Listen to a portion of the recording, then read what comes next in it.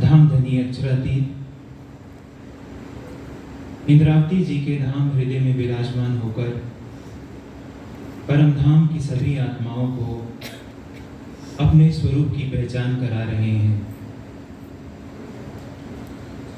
वैसे तो इस कीर्तन को हमने बहुत बार सुना है, बहुत बार गाया भी है। तारतम वाणी को, इन प्रकरणों को, इन चौपाइयों को जब हम पढ़ते हैं तो प्रथम दृष्टि में तो ऐसा लगता है कि जैसे एक ही बात को बार बार लिखा गया है, लेकिन जैसे हमारा ज्ञान बढ़ता है, जैसे हमारे भाव प्रगाढ़ होते जाते हैं, तो ऐसा प्रतीत होता है कि मानो इसको पढ़ने से कोई हमसे बात कर रहा है, कोई हमारी बातों को सुन रहा है, और जो बात हमारे हृदय में अभी उत्पन्न भी नहीं हुई, मानो कोई उसको जान करके उससे पहले हमें उत्तर दे रहा है। जिस प्रकार गीता श्री कृष्ण की वांगमयी मूर्ति है, गीता को पढ़ते हैं तो लगता है मानो श्री कृष्ण हमारे सामने प्रस्तुत हैं। यह संसार रूपी धर्म क्षेत्र कुरुक्षेत्र, जिसमें हर व्यक्ति दुर्योधन की तरह द्वंद्व में जी रहा है, गीता को पढ़ करके ऐसा आभास होता है कि मानो गीता के श्लोकों के माध्यम से साक्षात योगेश्वर श्री कृष्ण आज भी संपूर्ण मानव जाति को निष्काम कर्म की शिक्षा दे रहे हैं। उसी प्रकार यह वाणी अक्षरातीत धाम धनी की वांगमयी मूर्ति है। मानो ये मूर्ति हमसे बोलती है, हमसे बात करती है, हमारे भावों को समझती है।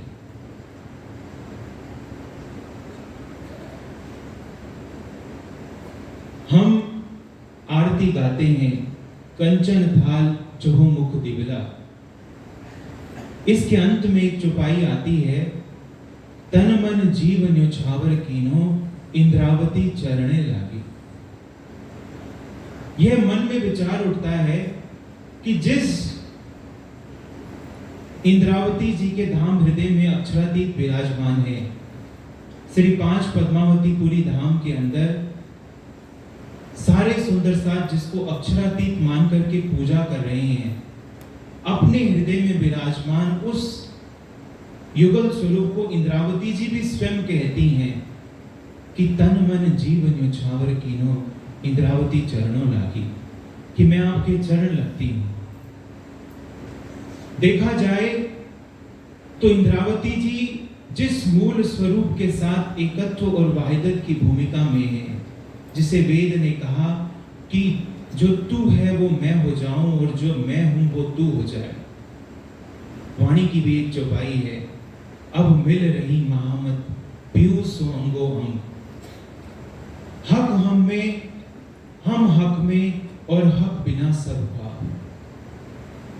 जिस वाहिदत और एकत्व की भूमिका में इंद्रावती जी युगल स्वरूप के साथ हैं, वहां किसी आरती की आवश्यकता ही नहीं, क्योंकि जो इंद्रावती जी का स्वरूप है वाहिदत की भूमिका में, मारिफत की दृष्टि से वही अक्षरातीत का स्वरूप है। कभी कोई स्वयं को चंदन नहीं लगा सकता, कभी कोई स्वयं की आरती नहीं करता, कभी कोई स्वयं की वंदना नहीं करता, कभी कोई स्वयं की गीत नहीं गा सकता। इंद्रावती जी अक्षरातीत के साथ उस एकत्व की भूमिका में है कि संपूर्ण सुंदर साथ उन्हें उस परम धाम के युगल स्वरूप के रूप में देख रहा है। लेकिन फिर भी इंद्रावती जी कहती हैं, तन मन जीव न्योछावर कीनो इंद्रावती चरणे लागी। यह हम सब सुंदर साथ के लिए सिखावन है। कीर्तन की इस चौपाई में भी कहा है, मांगत हूं मेरे दुल्हा मन कर कर्म वचन, ए जिन तुम खाली करो मैं अर्ज करूं दुल्हा। कि हे धाम धनी, मैं अपने मन, मैं अपने वचन और मैं अपने कर्म से केवल एक ही बात मांगती हूं, और ए जिन तुम खाली करो। मेरी एक ही अर्जी है, मेरी एक ही विनती है, और पहले मैं आपसे एक वचन चाहती हूं कि आप मेरी अर्जी को मत ठुकराना। ए जिन तुम खाली करो, अर्ज करूं दुल्हन। और इंद्रावती जी की अर्जी क्या है कि मेरे धनी तुम्हारी साहिबी, अपनी राखो आप, इश्क कीजियो मोहे आपनो, मैं तासो करूं मिला।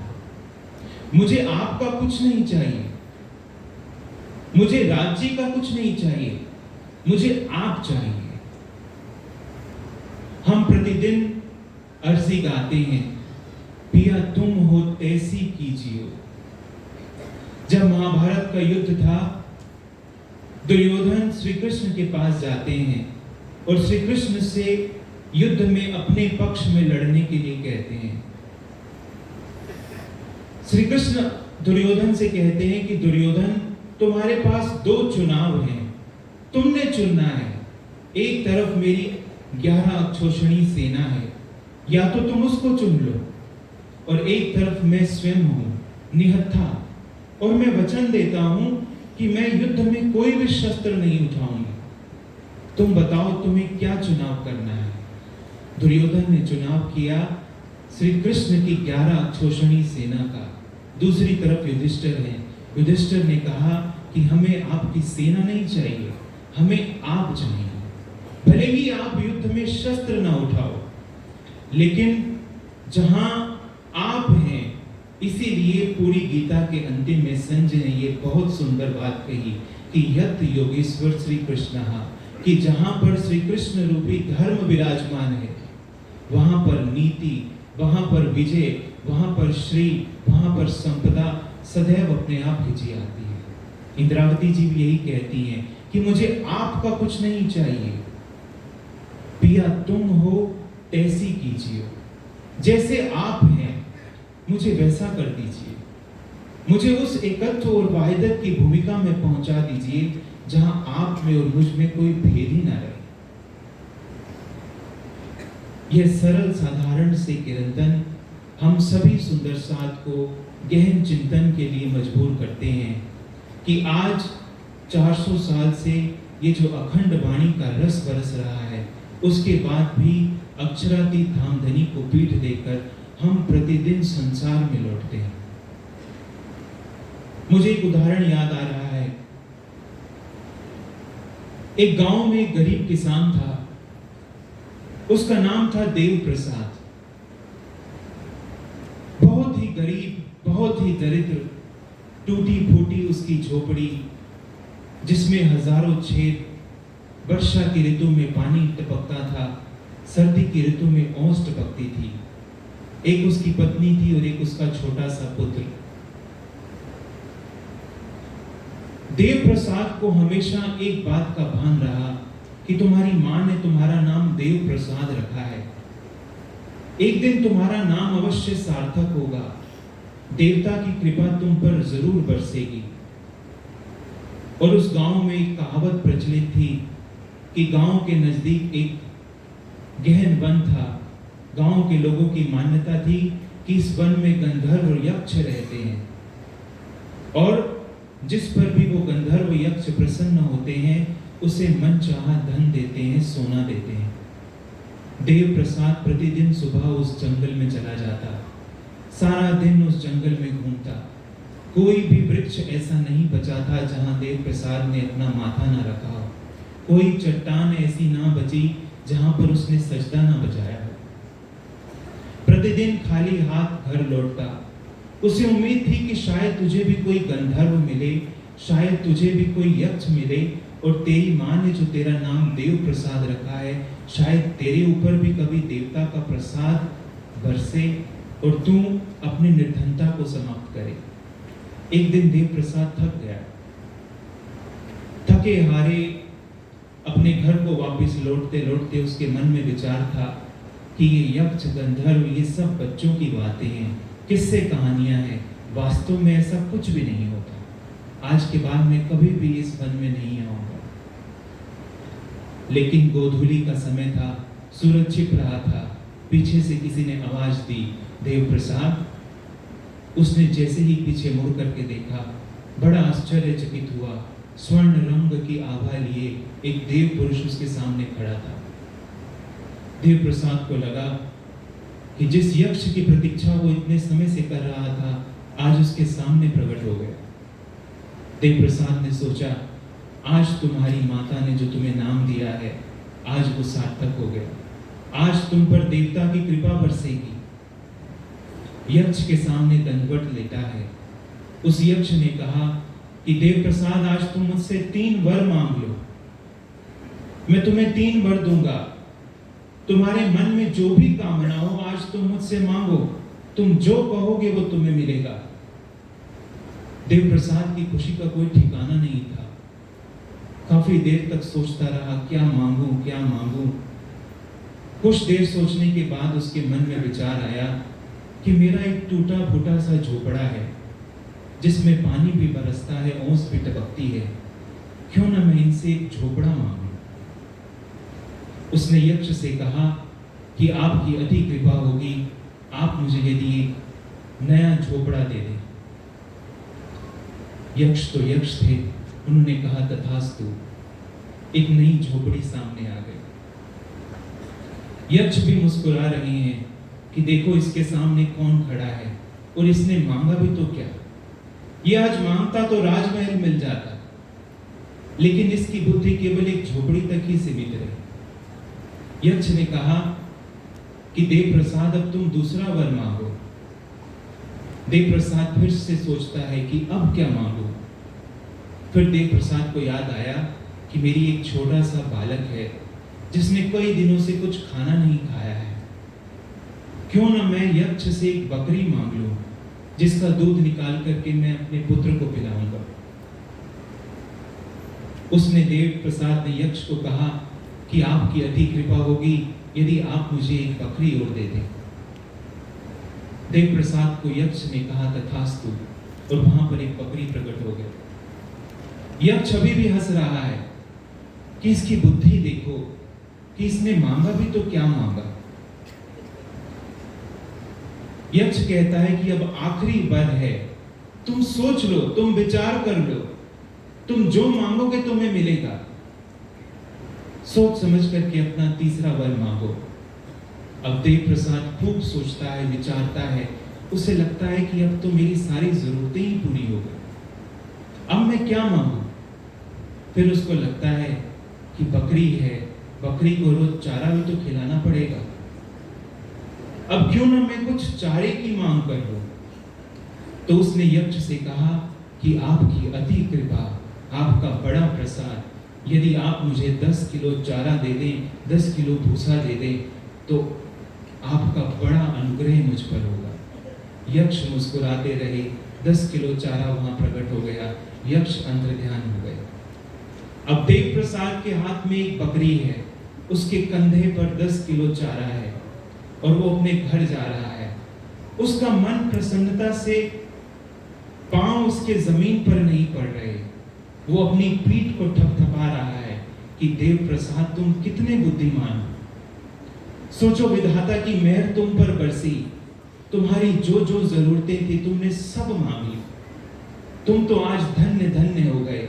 एक बकरी हाथ में लेकर के, 10 किलो चारा लेकर के अपने उस झोपड़े की तरफ जा रहा है। आप सोच रहे होंगे कि देखो देव प्रसाद कितना मूर्ख है, उसने मांगा भी तो क्या मांगा। लेकिन ये छोटी सी कहानी बहुत बड़ा संदेश देती है। झोपड़ी क्या है? झोपड़ी है घर। बकरी क्यों मांगी? बकरी मांगी अपनी संतान के लिए। और भूसा क्यों मांगा? कुछ संपत्ति, कुछ संग्रह। यदि हम और आप गहन दृष्टि से विचार करें, इस संसार में प्रत्येक व्यक्ति की, प्रत्येक प्राणी की जितनी भी मांगे हैं, वो यही 3 मांगे हैं। इससे ज्यादा किसी की कोई मांग नहीं है। इस देश में घर घर में गीता का पाठ हो रहा है, रामायण का पाठ हो रहा है, सत्यनारायण की कथा हो रही है। हजारों लोग गंगा में डुबकी लगा रहे हैं, यमुना में डुबकी लगा रहे हैं। कोई मूर्ति के आगे लोटपोट हो रहा है, कोई मस्जिदों में जाकर कब्रों पर चदरें चढ़ा रहा है, कोई गिरजाघरों में मोमबत्ती लेकर के खड़ा है, कोई जैन और बौद्ध की मूर्तियों के षोडश उपचार पूजा कर रहा है। इतने सारे व्यक्ति, इतने सारे प्राणी, लेकिन सबकी जो मांग है वो क्या है? एक तो घर मिल जाए, एक हमारे बच्चे सेटल हो जाएं, कोई पढ़ ले, कोई लिख ले, कोई ऑस्ट्रेलिया चला जाए, कोई यूएस चला जाए, किसी को एमएनसी में जॉब मिल जाए और कुछ धन संपत्ति हो, कुछ बैंक बैलेंस हो। ये क्या है? यही तो 3 चीजें हैं, झोपड़ी, बकरी और 10 किलो चारा। यहीं पर आकर के सारी मांगे खत्म हो जाती हैं। बीतक में मैं कई बार उदाहरण देता हूं, भगवान दास रेवादास। भगवान दास रेवादास के यहां पर श्री जी पधारते हैं। जब जाने का समय आता है तो भगवान दास रेवादास श्री जी के सामने आकर के हाथ जोड़ करके कहते हैं कि श्री जी, आपकी अपार कृपा होगी यदि आप एक सोने की मोहर दे दें। मुझे भगवान दास रेवादास का चरित्र इसलिए बहुत प्रिय है क्योंकि भगवान दास के चरित्र में कोई लार लपेट नहीं है। उसके मन में जो है वही उसकी जिह्वा पर है। उसके मन में धन की मांग है, संपत्ति की मांग है, सो उसने कह दिया। उसने कुछ झूठ नहीं बोला। वो कहता है कि शिव जी, एक सोने की मोहर दे दीजिए। गोवर्धन भट्ट शिव जी के साथ हैं। गोवर्धन भट्ट शिव जी के साथ हैं। वो भगवान दास रेवादास को कहते हैं कि रेवादास, तूने एक सोने की अशर्फी मांगी है, एक सोने की मोहर मांगी है। देने को तो तुझे 100 दे दे, लेकिन तू ये बता कि तू इनका करेगा क्या? एक ना एक दिन तो 100 की 100 समाप्त हो जाएंगी। यदि ये समाप्त ना हुई तो इस संसार को डस लेने वाला काल तुझे डस लेगा, तेरा अस्तित्व समाप्त हो जाएगा। फिर तू सोने की मोहरों का क्या करेगा? तू ये तो देख, तेरे घर पर कौन आया है। इन वचन के कारण लक्ष्मी जी आप, कि जिसके लिए 7 कल्पांत तक लक्ष्मी जी तपस्या करती रही, तेरे घर वो आया है। ये जो असंख्य ग्रह नक्षत्र हैं, ये जो असंख्य आकाश गंगाएं हैं, इनका जो अखंड अधिपति है, इनका जो अखंड राजा है, आज वो तेरे घर आया है। तो अपना सौभाग्य तो देख, आज विधाता की मेहर तुझ पर कैसी बरसी है। तू अपनी आंखों को देख और तू सोच कि तेरे घर पर आज कौन आया है। तो इनसे कुछ मांग। और गोवर्धन भट्ट के ये शब्द हैं। गोवर्धन भट्ट कहते हैं कि तू मांग अलौकिक इन पर, कि तू इनसे कुछ अलौकिक मांग ले, अब तू लौकिक मत मांग। धन तो मांगने वाले बहुत हैं, तू धन मत मांग, तू इनसे परम धन मांग ले। तू इनसे ऐश्वर्य की मांग मत कर, तू इनसे परम ऐश्वर्य मांग। तू इनसे पद की मांग मत कर, तू इनसे परम पद मांग ले। तू देख तो सही, तेरे दरवाजे पर आज कौन आया है। युग युग बीत जाते हैं, सदियां बीत जाती हैं, हजारों असंख्य ऋषि मुनि जिसकी एक झलक पाने के लिए अपना सब कुछ समर्पित कर देते हैं, आज वो चल करके तेरे घर पर आया है। तू मांग अलौकिक इन पर। लेकिन रेवादास ने क्या मांगा कि मुझे एक सोने की मोहर दे दीजिए। इत खिन का है जो लटका, जीत चलो भावे हार। भगवान दास रेवादास हार गए। लेकिन हम सब के लिए एक उदाहरण, नचिकेता जब यमाचार्य के पास पहुंचते हैं, यमाचार्य से ब्रह्म के विषय में बात करते हैं कि मुझे ब्रह्म का उपदेश दीजिए। यमाचार्य नचिकेता से कहते हैं कि शतायु पुत्र पौत्रान, कि तू मुझसे 100 वर्ष वाले पुत्र और पौत्र मांग ले। बहून पशून हस्ती हिरण्यम अश्वान, तू मुझसे पशुधन मांग ले। हस्ती हिरण्यम अश्वान, अश्व घोड़े हाथी मांग ले। भूमिर महत आयतनम, जहां तक तुझे दिखाई देता है क्षितिज के उस पार तक तू मुझसे भूमि मांग ले। यावत इच्छसी, जब तक तू जीना चाहे मुझसे मांग ले। लेकिन जानते हैं नचिकेता ने क्या कहा? नचिकेता एक छोटा सा बालक है। नचिकेता ने 2 शब्द कहे। नचिकेता का पहला शब्द था श्वो भावः, कल नहीं रहेगा। आप जो भी देना चाहते हैं ये कल नहीं रहेगा। मर्त्यस्य, ये तो मरण धर्म है, एक दिन ये समाप्त हो जाएगा। एक दिन ये भोग समाप्त हो जाएंगे। यदि भोग ना समाप्त हुए तो पूरी पृथ्वी को डसने वाला काल मुझे समाप्त कर देगा। यदि आपको देना है तो आप मुझे ब्रह्म का उपदेश दीजिए। लप्स्यामहे वित्तम, न वित्तेन तर्पणीयो मनुष्य, धन से किसी की तृप्ति नहीं होती। लप्स्यामहे वित्तम, मुझे धन मिल जाएगा यदि मैं उसके स्वरूप को देख लूंगा। कोई कोई होता है जो संसार के धन, संसार की कामनाएं और संसार के प्रलोभनों को छोड़ करके इंद्रावती जी की तरह पुकार लगाता है कि इष्ट दीजियो मोहे आपनो, मेरा यहाँ सौमत है। कि यदि मुझे आपने कुछ देना है तो आप मुझे केवल प्रेम दीजिए, आप मुझे अपने सरीखी कर लीजिए। मुझे आपका कुछ नहीं चाहिए, मुझे केवल और केवल आप चाहिए।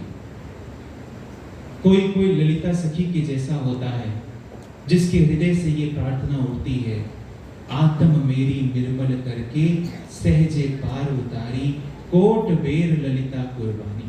ललिता सखी कहती है कि धाम धनी अक्षरातीत, आपने जो मेरी आत्म जागृति की है, आपने जो मुझ पर यह रस बरसाया है, यदि ललिता सखी को करोड़ों जन्म भी मिले तो हर जन्म में ललिता सखी आप पर अपने प्राणों को न्यौछावर कर।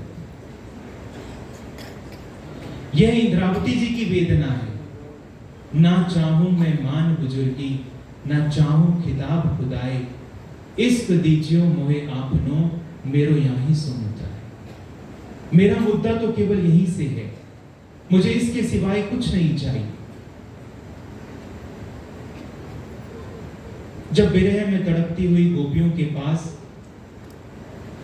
उद्धव श्री कृष्ण का संदेश लेकर के जाते हैं, गोपियों को कहते हैं कि क्या तुम एक पुरुष के पीछे पागल हो? क्या तुम उस कन्हैया के पीछे पागल हो? तुम उस निर्गुण निराकार ब्रह्म की उपासना करो। तो गोपियां श्री कृष्ण से कहती हैं कि जाकर के उस श्री कृष्ण को कह दो कि एक सरोवर होता है, उस सरोवर के अंदर बतख भी तैरती है, बगुला भी तैरता है, उसमें कमल भी खिलते हैं और उसमें मीन मछली भी होती है। जब सरोवर का जल सूखने लगता है तो सारस, बतख और बगुला उस सरोवर को छोड़ करके चले जाते हैं, लेकिन मीन कभी सरोवर को छोड़ती नहीं है। मछली कभी भी सरोवर को नहीं छोड़ती, मछली उसी सरोवर में रहती है। मछली सूखते हुए जल के विरह में तड़पती है, अपने प्राणों की आहुति देती है, सानिध्य को नहीं छोड़ती, अपना जीवन समाप्त कर देती है। गोपियां श्री कृष्ण से कहती हैं कि जाकर के अपने श्री कृष्ण को बस इतना कह देना कि हम श्री कृष्ण रूपी सरोवर के बगुला, बतख या पक्षी नहीं हैं, हम श्री कृष्ण रूपी सरोवर की मीन हैं, हम मछली हैं, हम इस सरोवर को नहीं छोड़ सकती। भले ही जल सूख जाए लेकिन हम तड़पेंगी, हम विरह में तड़पेंगी, हमें मरना स्वीकार है, हमें अपने प्राणों को छोड़ना स्वीकार है। तुम उन्हें जा करके कहो हम मीन हैं, हम अनन्या हैं, हम नहीं छोड़ सकते। जाकर के उनसे कह दो उद्धो मन न हुए 10-20, कि किसी के पास 10-20 मन नहीं होते, हर किसी के पास एक ही मन होता है। उद्धो मन न हुए 10-20, एक हो तो सो गयो श्याम संग। हमारे पास एक ही मन था और वो श्री कृष्ण जिस दिन वृंदावन को छोड़ करके गए वो उनके साथ चला गया, वो अपने साथ ले गए।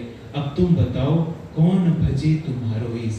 अब हम कौन से मन से तुम्हारे निर्गुण निराकार ब्रह्म की उपासना करें। आज हमारे पास 10-20 मन है। यहां एक मन कर रहा है कि राज्य मिल जाए। सभा मंडप से उठ करके आप बाहर जाओगे, एक मन करेगा कि सबसे बातें हों। अपने कक्ष में पहुंचोगे, घर से फोन आएगा, आपको चिंता सताने लगेगी। एक मन करेगा कि हम अब घर में पहुंच जाएं। 10-20 मन है। हर मन से कुछ ना कुछ मांग है कि ये भी मिल जाए, वो भी मिल जाए, ये भी मिल जाए, वो भी मिल जाए। हमारी हालत भी उस देव प्रसाद की तरह है। एक टूटा झोपड़ा, एक बकरी और 10 किलो चारा, इससे ऊपर कोई सोच नहीं सकता। रास के पहले प्रकरण में इंद्रावती जी ताल ठोक करके कहती हैं, आपनो धन तो ए छे जो वालो दिए छे आधार। आपनो धन तो ए छे, हमारा धन तो यह है जो हमें हमारे आधार ने दिया है। कितने सुंदर शब्द हैं, हमारे आधार। जानते हैं आधार का मतलब क्या है? आधार का मतलब है जिसके बगैर जीवन की कल्पना भी नहीं की जा सकती।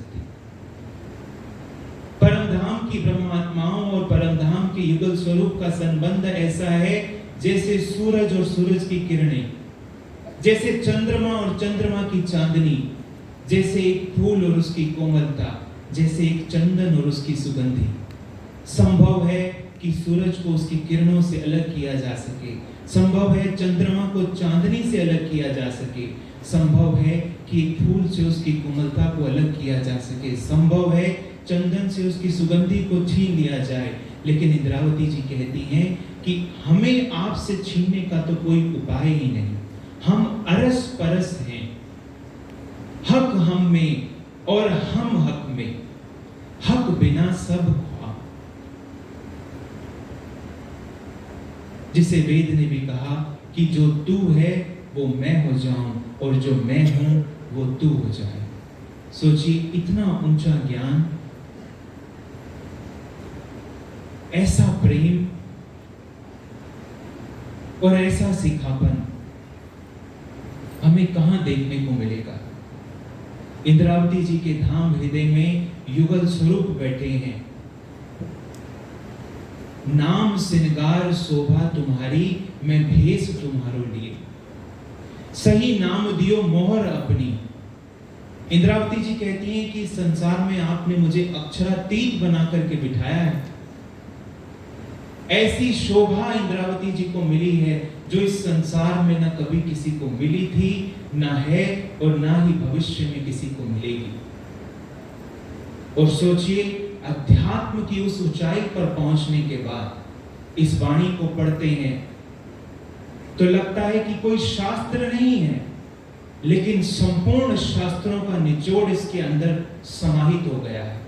इस दुनिया में जितने ग्रंथ लिखे गए, जितनी किताबें लिखी गई, जितनी आराधनाएं की गई, जितने गीत परमात्मा की भक्ति में गाए गए, उन सब के ऊपर यह ब्रह्मवाणी एक कलश की तरह सुशोभित हो रही है। इसको पढ़ करके लगता है कि ये कविता नहीं है, लेकिन ऐसा लगता है कि कोई महाकाव्य है ब्रह्म का जो इसके शब्दों में उतर आया है। इतनी बड़ी शोभा लेने के बाद भी इंद्रावती जी के हृदय की विनम्रता देखिए। इंद्रावती जी कहती हैं, हुक्म चढ़ाऊं सिर साथ को, बख्शो मेरी भूल। कि मैं तो आपके सामने हाजिर हूं, हुक्म चढ़ाऊं सिर साथ को, बख्शो मेरी भूल। भी दीजो सिखापन मुझको, आप मुझे सिखापन दो, आप मुझे कुछ सिखाओ, आप मुझे कुछ बताओ कि मेरी रहनी कैसी हो, मैं कैसे इस संसार में रहूं। भी दीजो सिखापन मुझको, जो हूं संकुल। कितने मार्मिक शब्द हैं। साथ जी के चरणों में नमी नमी लागू पाए। सोचिए 24 घंटे हमारे चित्त में विषयों का चिंतन चलता है, हजारों मांगे हमारी, अक्षरातीत धाम धनी तो सबसे आखिरी नंबर पर है। घृणा द्वेष हमारे हृदय में लहरों की तरह भंवर बनकर के उमड़ रहा है। संसार के अंदर बुजुर्गी हमसे छोड़ी नहीं जाती।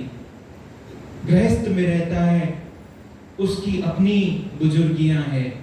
गृहस्थ छोड़ करके जो सन्यासी बनता है, उसको नई बुजुर्गी डस लेती है। इंद्रावती जी कहती हैं कि एक आग तो छोटी बुझाई, दूजी मोटी लगाई। किसी को 108 बनना है, किसी को 1008 बनना है, किसी को 1 करोड़ 8 बनना है, किसी को 1 लाख 8 बनना है। धाम धनी का कौन बनेगा? कौन होगा जो इंद्रावती जी की तरह सच्चे हृदय से ये मांग करेगा कि ये जो सुंदर साथ हैं, भले ही ये विषयों से ग्रस्त हैं, भले ही आज इनके चरणों, भले ही आज इनके चित्त में संसार का चिंतन चल रहा है, लेकिन इन सुंदर साथ के चरणों में मैं नमी नमी अपने मस्तक को झुकाती हूँ। इसीलिए मैं बार बार सोचता हूँ कि इस भव सागर में इतना प्रेम देने वाला कोई नहीं मिल सकता। जो मौका भगवान दास रेवादास के पास आया, आपको लग रहा होगा कि उसके घर तो श्री जी आए थे। मैंने चर्चा के आरंभ में ही कहा, यह ब्रह्मवाणी अक्षरातीत धाम धनी की वांगमय मूर्ति है। जब भी आप इसको पढ़ते हैं, जब भी आप इसको खोलते हैं, आप यही विचार कीजिए कि आज मैं भी अपने घर पर बैठा हूं और वो धाम धनी अक्षरातीत एक वांगमय स्वरूप लेकर के मेरे घर पर पधारे। कहीं मुझसे भी भूल ना हो जाए, कहीं मेरी भी मांग झोपड़ी बकरी और चारे तक न सीमित रह जाए, कहीं मैं भी भगवान दास रेवादास की तरह एक असरफी तक न रह जाऊं। कुछ मांग अलौकिक इन पर, जब जब मेरा सिर झुके, जब जब मेरी आंखें झुके, जब जब मेरे हृदय में धाम धनी का नाम आए, मैं लौकिक का त्याग कर कर अलौकिक मांगू। इत खिन का है जो लटका, जीत चलो भावे हार। सुबह होती है, दोपहर होती है, शाम होती है, जिंदगी यूं ही तमाम होती है। आज हम यहाँ पर बैठे हैं, दोपहर के मंच में हमने 2 सुंदर साथ को श्रद्धांजलि दी। इस संसार में किसी की भी सत्ता अखंड नहीं रहने वाली। एक दिन हम भी इस संसार से चले जाएंगे। कहीं ना कहीं किसी स्थान पर हमारे भी फोटो पर कोई हार चढ़ा रहा होगा, कोई फूल चढ़ा रहा होगा। सोचिए, जिस बुजुर्गी के लिए, जिस मान सम्मान, जिस प्रतिष्ठा, जिस झोपड़ी बकरी और चारे के लिए सारा दिन हम लगे रहते हैं, वो उस दिन क्या काम आएगी? समय की मांग है कि भगवान दास रेवादास के घर पर जो पधारा था, आज वो हमारे घर पर पधारा है। हम इस बाजी को चूक न जाएं। हम लौकिक को छोड़ करके अलौकिक मांगे। हम संसार की कामना को छोड़ करके उस अलौकिक को मांग लें। हम अक्षरातीत से उनका कुछ न मांगे। हम यही कहें कि हमें केवल आप चाहिए। पिया जी तुम हो तैसी कीजियो। केवल एक ही मांग हमारे हृदय में हो, केवल एक ही वाणी हमारे कंठ में हो, केवल एक ही शब्द हमारी जिह्वा पर हो, केवल एक ही प्रतीक्षा हमारी आंखों में हो कि हे प्रियतम, जैसे आप हैं हमें आप सरीखा बना लीजिए। हमें उस वाहिदत की भूमिका में पहुंचाइए जहां हमारा हृदय भी कहे कि अब मिल रही महामत पीयूष अंगो अंग। अक्षरातीत घर अपने ले चले हैं संग। तो संसार के सुखों को, संसार की कामनाओं को, संसार की उपाधियों को, संसार की बुजुर्गी को छोड़ करके हम उस एक अखंड रस शाश्वत ब्रह्म से केवल उसके स्वरूप को मांगे, केवल उसके धाम को मांगे, केवल उसके दर्शन की मांग करें। इस संसार में आप भले ही कुछ भी मांगते रहिए, समय का चक्र ऐसा है। सोचिए, जब धर्मराज युधिष्ठिर जैसे धर्मराज भी इस संसार में नहीं रहे, अर्जुन जैसा गांडीवधारी कोई नहीं हुआ जब उसकी सत्ता इस संसार में नहीं रही, दशरथ, सागर, राम जैसे मर्यादा पुरुषोत्तम इस संसार में नहीं रहे। 16 कलाओं से परिपूर्ण योगेश्वर श्री कृष्ण इस संसार में नहीं रहे। अर्जुन ने श्री कृष्ण को गीता में अनेक शब्दों से संबोधित किया, लेकिन पूरी गीता में पहला और आखिरी संबोधन जो अर्जुन ने श्री कृष्ण के लिए प्रयोग किया है वह है मायाच्युतः, कि आप माया से परे हो, त्रिगुणातीत अवस्था में हो। सोचिए, जब 16 कलाओं से संपूर्ण योगेश्वर श्री कृष्ण भी इस संसार में नहीं रहे, तो इस संसार का धन, इस संसार का वैभव मांग करके हम क्या हासिल कर लेंगे? हम धन न मांगे, हमारी कामनाएं सांसारिक ना हो, हम अध्यात्म की राह पर चलें, हम प्रचारक बने, हम राज्य की वाणी का प्रचार प्रसार करने का बीड़ा अपने सिर पर उठाएं, तो हम और दुगनी सावधानी बरतें कि कहीं कोई चुपके से बुजुर्गी, कहीं कोई मान सम्मान की चाहना मेरे हृदय में ना आ जाए। और हम यही कहें, अक्षरातीत से यही मांग करें कि आप यदि हमें कुछ देना चाहते हो तो आप हमें अपना प्रेम दीजिए, ये जिन तुम खाली करो। हमारी केवल एक ही अर्जी है, आप हमें वचन दो कि आप हमें खाली हाथ नहीं लौटाओगे। बस इन्हीं शब्दों के साथ मेरा समय भी पूरा होता है। हम मिलकर के चौपाई दोहराएंगे। मांगत हो मेरे दुल्हा, मन कर कर्म बचाना, ए जिन तुम खाली करो